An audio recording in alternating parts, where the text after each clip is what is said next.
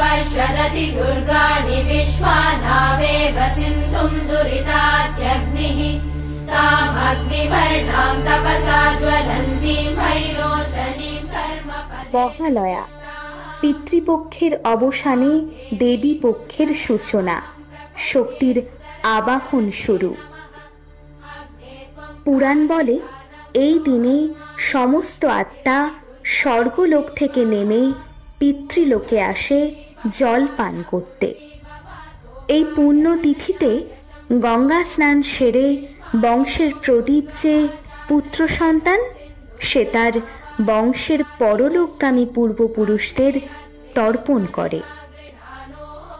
একদা যে প্রাণ প্রস্ফুটিত হয়েছিল তার পিতামাতার আলিঙ্গনে, সে আজ এই ধরাতলে দাঁড়িয়ে পিতৃলোকে স্থিত পূর্বপুরুষদের জল দেয়। তবে তার পুরুষ হওয়াটা আবশ্যিক। নারীদের এ অধিকার থেকে বঞ্চিত করা হয়েছে। তর্পণে তাদের অধিকার নেই।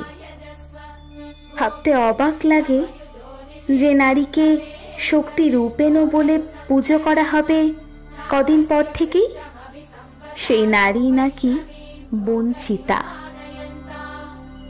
তবে এ ভাবনা সম্পূর্ণ সত্য নয়। যে নারী শক্তি, সেই নারী মুক্তি।